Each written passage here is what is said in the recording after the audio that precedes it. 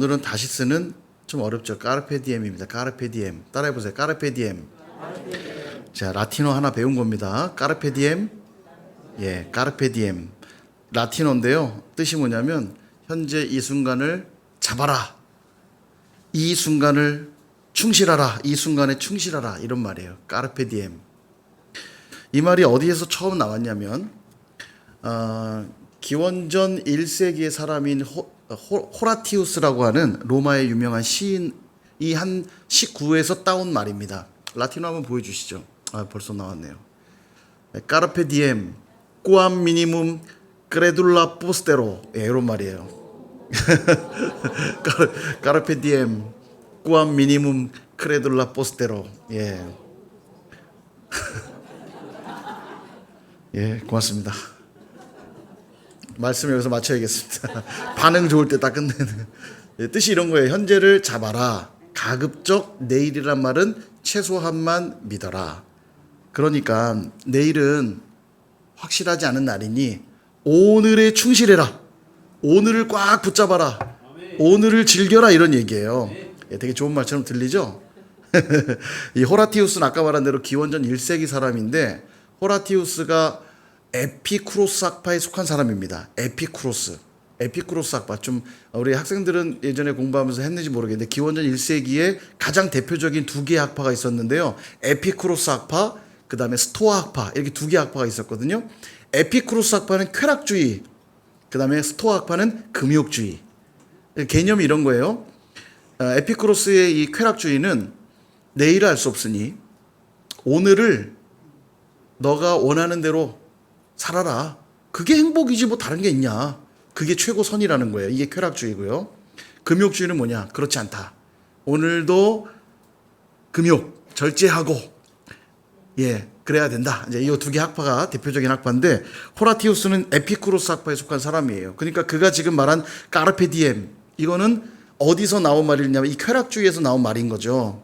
그죠? 쾌락주의의 대표적인 용어들은 이런 겁니다. 필수적인 욕망만 채워줄 수 있다면 고통이 없는 상태에 이를 수 있다. 이게 쾌락주의가 추구하는 최고선의 개념이에요. 쉽게 이해하게 말씀드리면 빵과 물만 있다면 나는 신도 부럽지 않다. 이게 쾌락주의가 추구하는 선이에요. 그러니까 오늘 먹고 싶은 욕망, 누리고 싶고 편하고 싶고 즐기고 싶은 욕망들을 누리는 것보다 더 나은 선이 무엇이냐? 그러니까 오늘을 즐겨라. 이런 말입니다. 그러니까 좀 썩 좋은 내용은 아니죠. 그죠? 왜냐하면 즐기라는 말 좋은데 내 안에서 나와서 즐길 게 뭐 욕망대로 살아봐야 선한 게 나올 게 뭐가 있어요. 악한 것 뿐이지 않습니까? 그죠? 나쁘게 표현하면 오늘만 살 것처럼 즐겨라 이런 말이에요. 오늘만 살 것처럼 즐겨라. 거기에 최고선이 있다 믿는 거죠. 기독교에서도 오늘에 충실하라는 표현이 있습니다. 볼까요? 에베소서 5장 16절에 보니까 세월을 아끼라 때가 악하니라. 예, 요 내용이 뭐냐면 세월을 아끼라. 이거 여러 번 설명드렸죠? 시간을 아껴 써라 이런 뜻이 아니에요. 기회를 잡으라 이런 말입니다. 기회를 잡으라. 까르페 디엠과 비슷한 의미예요. 까르페 디엠도 오늘을 잡으라 이렇게 설명드렸죠? 같은데 기독교에서의 오늘의 충실하는 좀 다릅니다. 네 욕망대로 살아라 이런 표현이 아니에요. 문맥을 보면 알 수 있는데 그 다음 구절인 17절과 18절을 보니까 이렇게 나와요. 에베소서 5장 17, 18.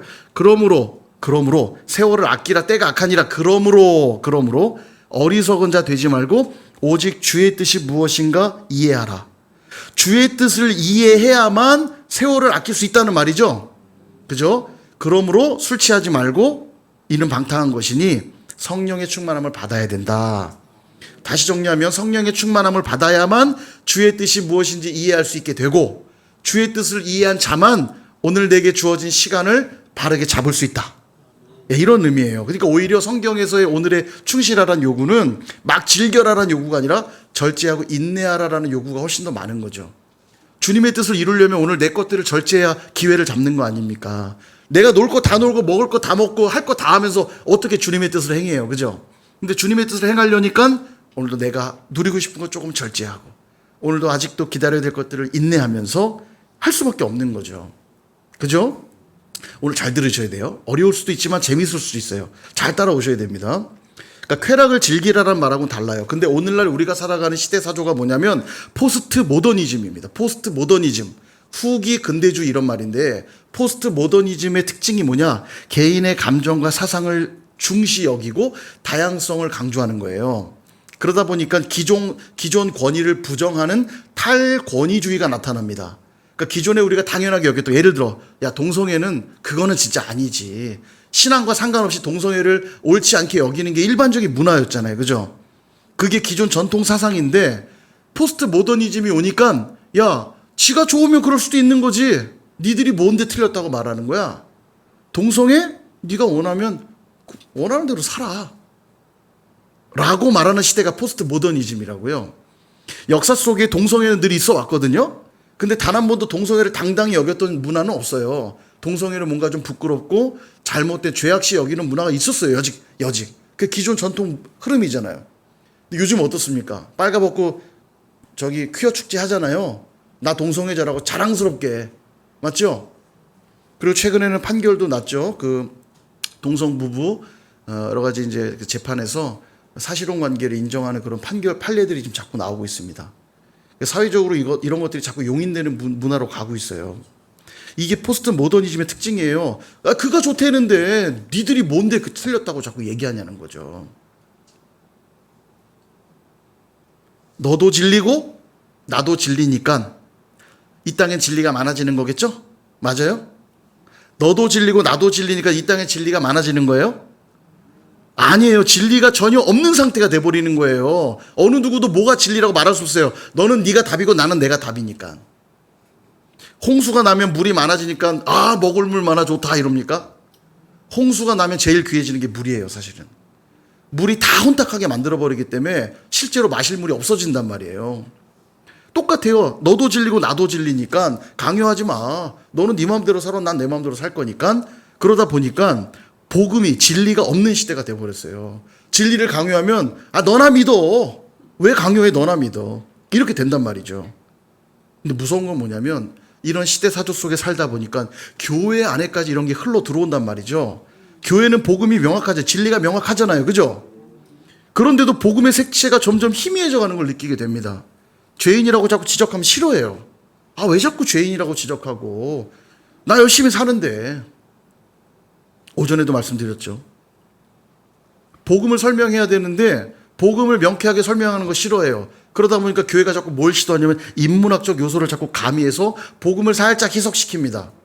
재미와 흥미를 유발시키면서 적당히 복음하고 비슷한 말들을 그냥 늘어놔서 복음을 희석시켜요. 예수란 이름이 빠지기 시작하고 인문학적 요소들을 자꾸 집어넣는단 말이죠. 왜냐면 그래야 사람들이 좋아하니까. 야, 거기 교회는 굉장히 그 교회 가보니까 굉장히 막 이 보수적이지 않고 굉장히 열려있고 굉장히 자유롭고 아, 좋은 교회더라. 이렇게 말한단 말이에요. 거기 가니까 뭐 유하죠. 복음도 적당히 희석해서 물인 듯 아닌 듯 그렇게 주니까. 그게 진리인가요? 착하게 살면 복을 받습니다. 이게 진리예요? 진리는 좀 고민하고 계시는 것 같은데. 제가 오전에 말씀드렸죠? 착한 거랑 영적인 거랑 전혀 관계없다고요. 착하다고 다 영적으로 순수하고 성결한 게 아니에요. 착한 사람이 오히려 더 완악한 경우가 많아요. 자기 착한 게 자기 의가 돼가지고요. 하나님을 안 받아들인 경우 많다고요. 잘 보세요. 주변에 법 없이도 살 사람이 한 사람들 보세요. 대부분 복음이 없는 사람인 경우가 많아요. 자기가 진리고 뭐 착한 거 인정하지만 하나님 앞에 굴복하지 않는다니까요. 그런 시대가 돼버렸어요. 예수 이름을 말하는 거 싫어합니다. 오늘 본문이 이렇게 말합니다. 그래서 9절에 보세요. 청년이여 내 어린 때를 즐거워하며 내 청년의 날들을 마음에 기뻐하여 마음에 원하는 길들과 내 눈이 보는 대로 행하라. 예, 이 말이 뭐예요? 청년들아, 청소년들아, 잘 들어라. 너를 즐겁게 하고 내 마음에 기쁜 대로 그렇게 살아라. 너의 눈에 보이는 대로 행해라. 성경이 그렇게 말하고 있어요. 오늘도 즐기고 내 욕구대로 행하라고 말씀하네? 그 뜻일까요? 아니죠. 정확히 그 반대죠. 청년들아, 너희 때는 욕심도 많고 하고 싶은 것도 많고 이것저것 눈에 보이는 대로 따라가고 싶은 게 많은지 내가 안다. 근데 뒤에가 있는 거죠. 한 가지만 꼭 기억해라. 하나님이 이 모든 일로 말미암아 너를 심판하신다는 것 잊지 말아라. 그러니 막 살지 말란 얘기죠. 그죠? 하고 싶다고 다 하고 눈에 보이는 것만 쫓아가다가는 무엇을 피할 수 없다? 심판을 피할 수 없다. 아니, 청년, 청소년 헌신 예배 때 꿈과 희망을 줘도 모자를 파네. 왜 자꾸 심판 얘기하고 자꾸 겁주시는 거예요? 라고 말할지 모르겠습니다. 그러나 여러분, 꿈과 희망은 좋은 말을 한다고 생겨나는 게 아닙니다, 여러분. 이 세상 그 어디에도 말로써 꿈과 희망을 이루는 사람은 없어요. 그럴 수 있다면 얼마든지 좋은 말 해주죠, 맨날. 꿈과 희망은 반드시 엄청난 대가 지불을 요구하고요. 그 대가 지불을 치룬 자들이 꿈을 이루고 희망을 이루는 거예요. 맞죠? 가수가 꿈인 친구가 있습니다. 근데 이 친구가 음치예요. 근데 너무너무 가수가 되고 싶어요. 그럼 어떻게 해요? 예? 무슨 크레인? 아, 보컬 트레이닝. 예. 근데 꿈과 희망을 난 주겠다고 너라면 반드시 할 수 있어. 말해주는 거예요. 음치인데. 치명적인 음치인데. 괜찮아. 너는 할 수 있어. 여러분, 이게 희망을 주는 말입니까? 계속 그 친구를 절망을 안겨주게 될 겁니다. 할 수 있다는 말을 듣고 해봐야 안 돼요. 계속 절망을 안겨주는 말이 돼버려요. 공부를 전혀 하지 않는 친구에게 괜찮아, 공부하지 않아도 너는 반드시 잘 될 거야. 예, 이게 희망을 주는 말인가요? 아니죠, 당연히. 절망이 구렁텅이로 몰아넣는 결과를 만들어낼 겁니다. 공부 안 해도 잘 될 거라니까. 계속 공부 안 할 거 아닙니까? 그죠? 현실을 직시하지 못하는 말은 도리어 그를 망칠 수 있는 거예요. 우리가 종종 이걸 헛갈려 합니다. 잘 들으셔야 돼요. 긍정의 말, 희망의 말은 뭐냐? 상대방이 듣기 좋은 말이 긍정의 말, 희망의 말이 아니에요. 진정한 긍정과 희망의 말은 뭐냐? 그로 하여금 현실을 직시하게 하고, 그래서 넌 안 돼가 아니라 그래서 너는 할 수 있다고 격려하는 말이 긍정의 말이고 희망의 말인 거예요. 이 현실을 직시하는 게 없으면 안 된다는 거죠. 먼저 내가 어떤 존재인지를 정확하게 직시하지 않으면 다음으로 갈 수가 없는 거예요. 아까 그 예를 들면 음치인 친구, 아까 보컬 트레이닝 얘기했는데 맞아요. 음치인 친구가 가수가 너무 되고 싶다면 네가 음치라는 사실 정확히 얘기해 줘야 됩니다. 그렇게 노래하면 절대 가수가 될 수 없다. 그죠? 정확하게 직시하게 해줘야 돼요. 그러나 포기하지 마라. 보컬 트레이닝을 통해 너의 음치의 부분을 극복할 수 있다. 그래서 그거를 계속 할 수 있도록 격려해주는 말이 긍정의 말이고 희망의 말인 거지, 그런 거 다 생략하고 잘 될 거야 라고 말한다고 희망이 아닌 거죠. 공부하지 않는 친구에게도 마찬가지입니다. 공부를 하지 않으면 어떤 결과인지 정확히 알려줘야 돼요. 공부를 하지 않음으로 네가 받게 될 결과는 이런 것들이다. 그러므로 공부를 해야 하고 그 공부를 네가 계속할 수 있도록 옆에서 격려하고 도움을 주는 게 그게 긍정이고 희망의 말이 되는 거죠. 미묘한 차이 같지만 결과는 확연히 다른 겁니다. 이게요. 동일하게 오늘 성경 말씀이 그 얘기를 하고 싶은 거예요. 지금요. 청년들아, 청소년들아, 너희들이 이 젊은 날 얼마나 놀고 싶고 얼마나 즐기고 싶고 얼마나 생각이 많은지 안다. 그러나 그 삶에는 반드시 대가 지불이 따르고 그 삶의 끝에는 심판이 기다리고 있다는 것 잊지 말아라. 현실을 직시하게 하고 그것을 어떻게 넘어설 수 있는지를 말씀해주고 있는 거예요. 그러니 대충 막 살지 말고 지 멋대로 살지 말고 아무렇게나 살지 말고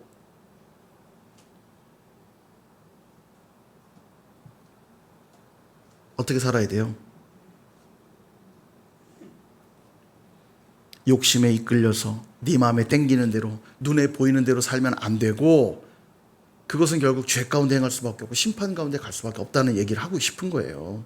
이게 너의 실존이고 너의 현실이다. 그리고 나서 어떻게 해야 될지를 말씀합니다. 10절. 자, 10절 같이 한번 읽어볼까요? 시작. 그런즉 근심이 내 마음에서 떠나게 하며 악이 내 몸에서 물러가게 하라. 어릴 때와 검은 머리의 시절이 다 헛되니라. 아멘. 자, 보세요. 이제부터 이제 어려운 얘기를 할 겁니다. 잘 따라오시면 돼요.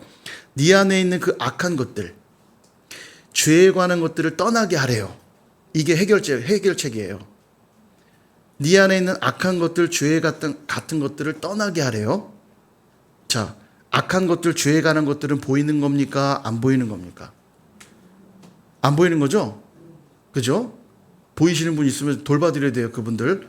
이 눈에 안 보이는 거예요. 그죠? 그러니 이 말은 뭘 말하는 거냐면 눈에 보이는 대로 살지 말라는 얘기를 하고 있는 거예요. 눈에 보이지 않는 것이 너의 눈에 보이는 세계를 지배하고 있으니 눈에 보이는 대로 살면 안 된다, 이 얘기를 하고 있는 겁니다, 지금. 자, 보세요. 열심히 공부를 했어요. 성적이 오릅니다. 좋은 대학에 갔어요. 자, 이건 보이는 세계, 보이지 않는 세계예요? 보이는 세계죠? 눈으로 보이잖아요. 공부하고 대학 진학하고. 우리 청소년들, 그죠? 지금 대학 진학이라고 하는 중요한 진로, 대학 진학 취업이라고 하는 중요한 진로 앞에 있죠?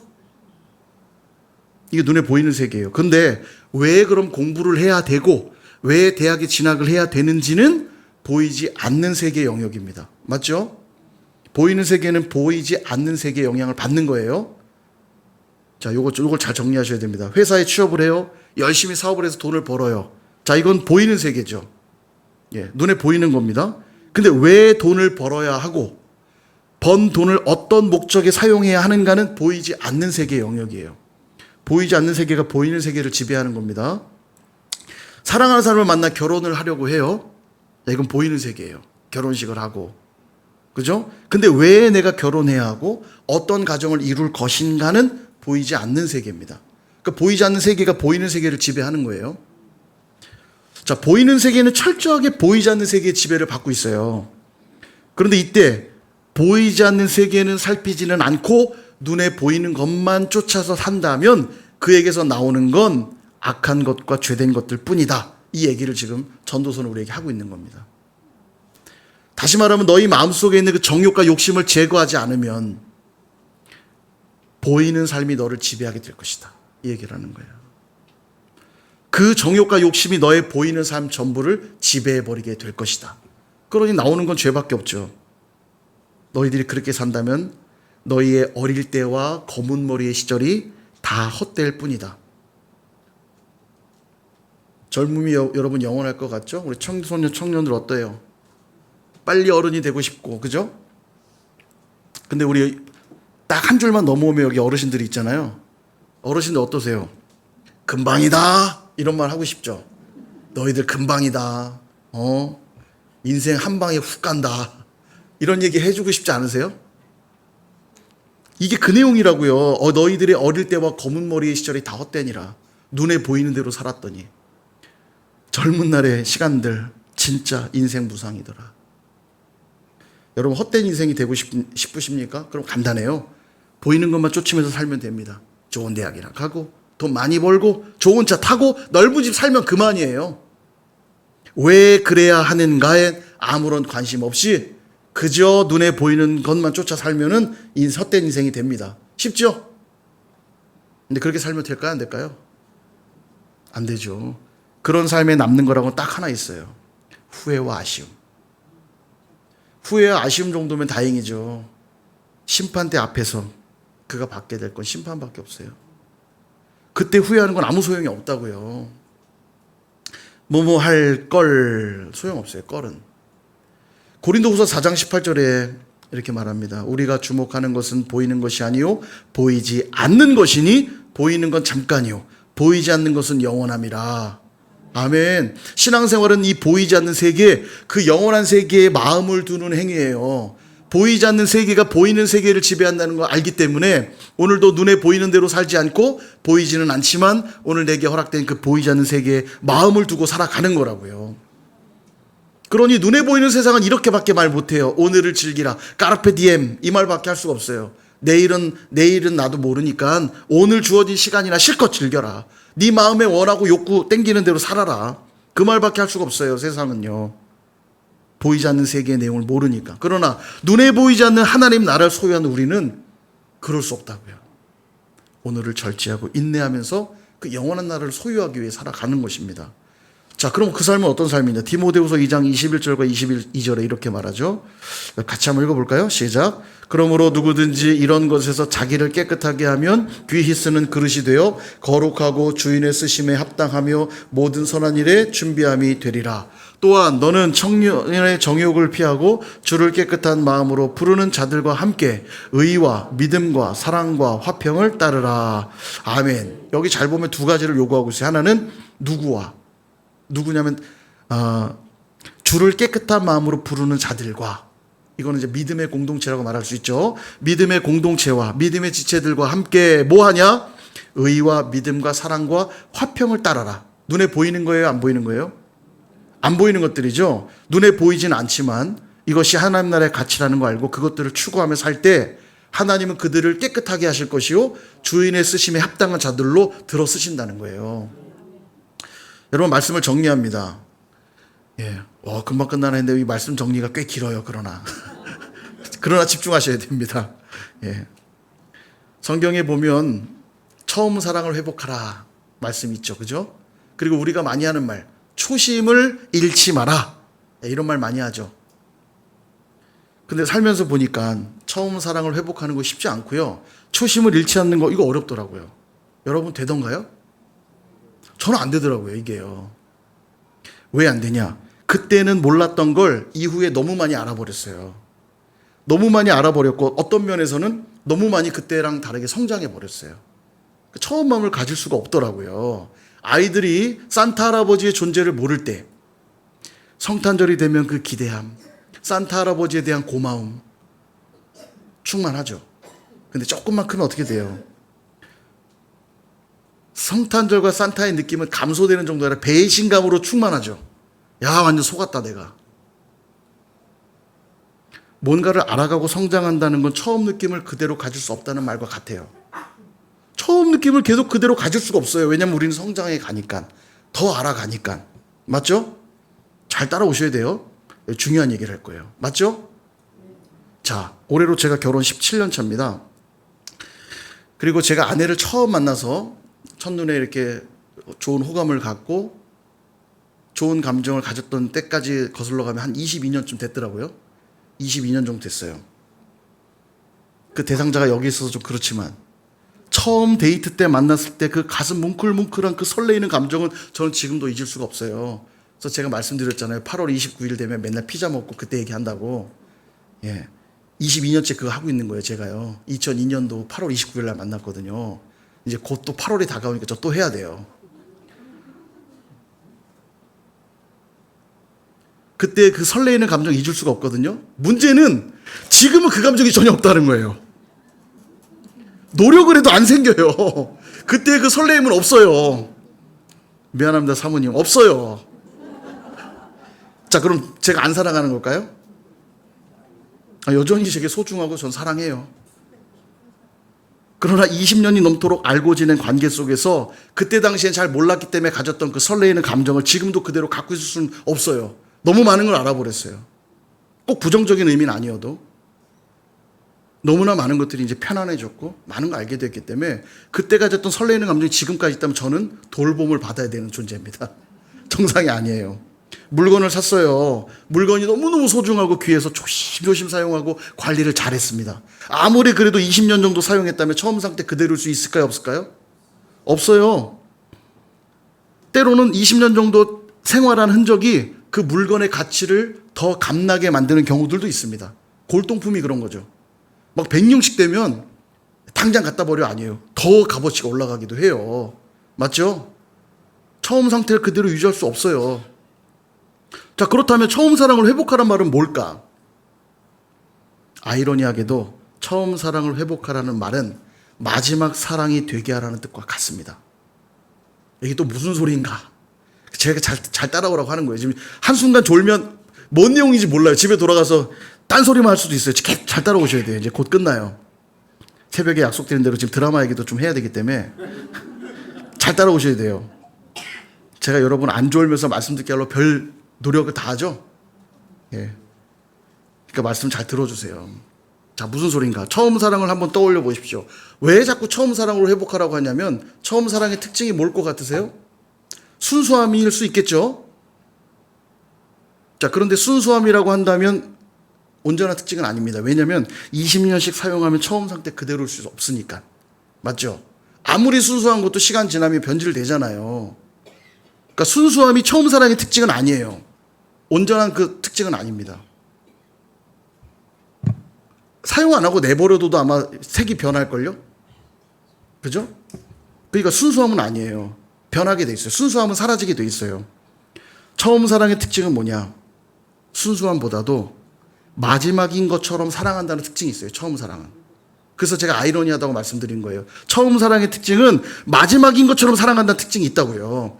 22년 전 첫눈에 반한 아내를 향한 제 감정은 어떤 감정이냐면, 아, 이 사람이면 난 충분하다. 이 사람이면 난 충분하다 였다고요. 그래서 우리가 사랑할 때 쓰는 관용구들 있잖아요. 너 없이는 하루도 살 수가 없어. 사실이에요? 거짓말이에요? 거짓말이잖아요. 근데 그렇게밖에 표현할 수가 없어요. 너는 나의 전부라는 뜻입니다. 내가 그만큼 너를 사랑하고 너 외에는 다른 게 보이지가 않아. 너는 나의 마지막이야. 이 고백이에요. 살다가라는 그 가사가 있어요. 절절합니다. 내용이 이래요. 살아도 사는 게 아니래. 너 없는 하늘에 창 없는 감옥 같아서 웃어도 웃는 게 아니래. 이 내용이 뭐냐면 너가 없는 세상은 창이 없는 감옥이래요. 이 세상이. 세상에. 너가 나의 마지막이란 뜻입니다. 이게요. 이해되시죠? 이 말이요. 이거 이해 안 되면 다음으로 못 가요. 이해되시죠? 되게 아이러니한 거. 처음 사랑은 마지막 사랑과 닮아 있다고요. 이게. 너 없이는 살 수 없다고 고백하면서 시작을 해놓고는 시간이 흐를수록 어떻게 되냐? 너 없이도 살 수 있겠다로 바뀌기 시작한다고요. 다른 사람들에게 눈을 돌리기 시작하고 다른 곳에 마음을 두기 시작한다고요. 그래서 처음 사랑을 회복하란 말은 처음에 가졌던 그 종말론적 태도, 너 없이는 난 살 수 없어라고 했던 그 태도, 이 사람이 아니면 나는 끝이라고 여겼던 그 태도로 돌아가라는 거예요. 이게요. 맞죠? 초심을 잃지 말라는 것도 동일합니다. 처음에 정말 여기에만 올인했던 그것, 이게 마지막인 것처럼 살았던 그것을 회복하라는 거예요. 다시. 여러분 신앙은 어떻습니까? 처음 사랑을 여전히 가지고 있나요? 처음에 주님 만났을 때 정말 눈물 콧물 쏟으면서 주님이 내 인생의 전부라고 고백해놓고 어느 순간 보니까 돈도 보이고 사람도 보이고 막 이것저것 막 보여가지고 주님을 온전히 사랑을 못해요. 순수하면 변할 수 있어요. 왜냐하면 그건 정상입니다. 많은 걸 알아가기 때문에 교회 신앙생활하면서 상처도 받기도 하고 여러 가지 어려움을 겪으면서 닳기도 하고 깨지기도 해요. 순수하면 이룰 수 있어요. 그러나 처음 주님 만났을 때 주님 아니면 안 될 것 같은 그 마음은 잃어버리면 안 된다고요. 저 처음 만났을 때 아내가 아니면 안 된다는 생각하지만 지금은 더 절박해졌어요. 아내가 없으니까 단 한 끼도 애들 밥 해 먹이는 게 보통 일이 아니더라고요. 와, 정말 아내 없이는 하루도 살 수가 없구나. 이전보다도 더 절박해지더라고요. 이건 달라지면 안 된다고요. 아내가 바꾸고 싶다. 아내 외에도 애인이 한 2명만 더 있으면 좋겠다. 이게 정말 주요입니다. 이게 끝나는 거예요. 이게요. 아내 외에는 쳐다본 적이 없는데 어느 순간 다른 여자들이 눈에 들어오기 시작한다. 이게 변질되는 거 아닙니까? 그죠? 드디어 드라마 얘기를 좀 하겠습니다. 보셨나 모르겠어요. 나쁜 엄마라고. 보셨어요? 나쁜 엄마. 이거 공중파에서 나온 드라마가 아닌가요? JTBC 드라마요? 그러니까 못 보신 분이 많을 수 있겠군요. JTBC 드라마였다네요. 그럼 공감대가 좀 있어야 재밌는데. 이 참. 요즘은 뭐 TV로 드라마를 안 보다 보니까 제가 잘 모르겠어요. 그게 공중파에서 나온 건지 아닌지. 그리고 이제 제가 앉아서 뭐 드라마를 꼼꼼히 다 볼 시간은 없고, 뭐 요약본 정도로 좀 봅니다. 드라마나 영화 같은 걸. 이제 보는 이유도 있어요. 그 안에 어떤, 이 드라마나 영화를 보면 건질 것들이 상당히 많아요. 이제 어떤 부분들이냐면 요즘 시대의 흐름 같은 걸 읽을 수 있고, 두 번째는 그 이 작가들이 기가 막힌 주옥 같은 말들을 상당히 많이 써내거든요. 그 안에 굉장히 집약된 핵심 메시지 같은 게 있어요. 그런 데서 인사이트를 많이 얻습니다. 그래서 이제 종종 보는데, 여러분, 그래서 이런 얘기하면, 로또 얘기하면 이게 본질을 자꾸 놓치고 막 로또 사야지 이렇게 가면 안 되고, 영화나 드라마를 열심히 보라 그러시는구나. 이런 것만 기억하고 돌아가면 안 돼요. 항상 우리는 먼저 뭘 봐야 돼요? 하나님 말씀. 말씀과 기도를 빠뜨려 가면서 드라마에만 집중한다. 이게 바로 초심을 잃은 행태입니다. 자꾸 다른 게 눈에 들어오면 안 돼요. 자, 근데 아무튼 나쁜 엄마 얘기를 조금 드리면, 이 엄마가 나쁜 엄마인데 어떤 엄마냐면, 축산업을 하는데 돼지를 키우는데 힘없고 가난한 이 농부들에게 이 권력자들이 와가지고 어려움을 겪습니다. 그래서 남편이 죽어요. 되게 억울하게 죽음을 당하는데도 보상받을 길이 없게 됐어요. 이 엄마가 너무 억울하니까 자식을 열심히 키웁니다. 막 공부를 열심히 시켜요. 애가 막 힘들어하는데도 막 열심히 공부를 시켜요. 나쁜 엄마 맞죠? 막 열심히 시킨 거예요. 그래서 이 아이가 막 좋은 대학에 수석 입학하고 검사가 돼요.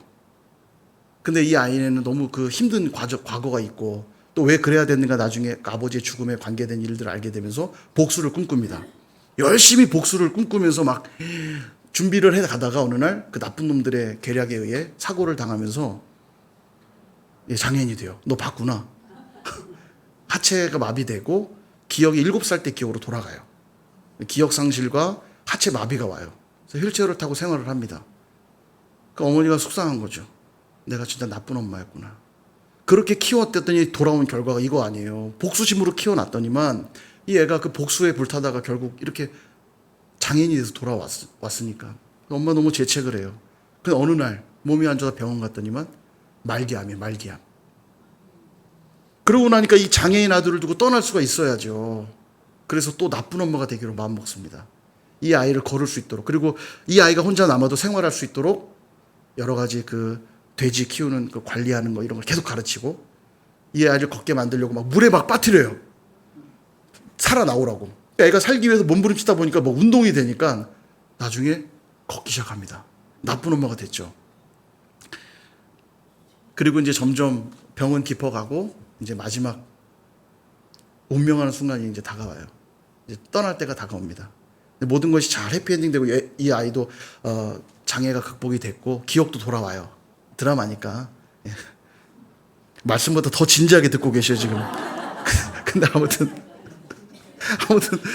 모든 게 이제 마지막 해피엔딩으로 가고 있는데 제가 이제 말하고 싶은 게 바로 이 내용이에요. 마지막에 엄마가 죽음을 앞두고 아들하고 대화를 나눕니다. 그리고 이렇게 말해요. 이제 곧 아들을 떠나는 엄마가 하는 말이에요. 처음처럼 사랑하기보다 마지막처럼 사랑하자. 이 엄마가 늘 떠날 날을 생각하고 바라보니까 지난날의 삶이 너무 후회되는 거예요. 내가 왜 그랬을까? 그리고 나서부터 이 엄마가 진짜 이제 멋진 삶을 사는 거죠. 마지막을 두고 살아가면서 얘기하는 거예요. 마지막처럼 사랑하자. 지금 내가 하는 말이 마지막인 것처럼 말하고 지금 내가 하고 있는 이 사랑이 마지막인 것처럼 하자는 거예요. 이게 엄마가 떠나기 전에 아들에게 주는 말인 거예요. 근데 그 드라마 내용이 그렇잖아요. 엄마가 이제 말기암 환자니까 마지막을 향해 가고 있고 마지막을 두고 살아가면서 느낀 것들을 아들에게 말해주는데 굉장한 감동으로 다가오더라고요. 아들을 향한 사랑이 더 절박해지는 거죠. 그러고 나니까 한마디 한마디가 너무 소중한 거예요. 한 번 한 번 만나는 아들과의 그런 만남의 시간들이 너무너무 소중한 거예요. 마지막처럼 사랑할 수 있다면 여러분 이게 처음 사랑하고 꼭 닮아있다는 얘기를 제가 지금 드리는 겁니다. 사랑하는 여러분, 오늘 전도자도 우리에게 귀한 지혜를 가르쳐 줍니다. 아직 인생에 많은 날이 남았다고 생각할 수 있는 우리 청소년들, 청년들아, 내일을 모르는 인생 속에서 눈에 보이는 것만 쫓아 살아가지 말아라. 왜냐하면 모든 인생은 그 끝에 심판이 있기 때문이다. 마지막 심판대 앞에서 받게 될 인생의 평가를 생각한다면 오늘을 어떻게 살아야 될지가 분명해지겠죠. 오늘 내가 왜 공부해야 되는지, 오늘 내가 왜 직장 생활을 해야 되는지, 오늘 내가 왜 돈을 벌어야 되고, 오늘 왜 결혼해야 되고, 오늘 나는 왜 꿈을 꾸어야 되고, 무엇보다도 이 신앙생활을 내가 왜 해야 되는지, 왜 공동체를 세우고 지체들을 돌봐야 하는지, 왜 오늘도 거룩하고 정결한 삶을 살아야 하는지, 그렇게 항상 마지막처럼 말하고 마지막처럼 생활할 수 있다면, 마지막처럼 사랑할 수 있다면 오늘의 삶은 결코 헛되지 않을 줄 믿습니다. 세상 사람들이 이걸 모르니까 정욕대로 살면서 즐기라, 까르페 디엠, 그냥 오늘을 즐겨라, 어차피 내일 일은 우리 모르니까. 이 세상은 이 말밖에 못해요. 근데 우린 다릅니다. 우리도 역시 내일은 알지 못하지만 마지막 있다는 거 알고 오늘도 절제와 인내로 하나님의 말씀을 즐기며 살라고 말하는 자들이 되어야 해요. 그래서 오늘 제목을 다시 쓰는 까르페 디엠이라고 제가 정해본 것입니다. 새로운 까르페 디엠을 써내려가는 우리 청년들, 청소년들, 그리고 우리 선일교회 모든 성도님들 다 되시기를 주님의 이름으로 축원드립니다.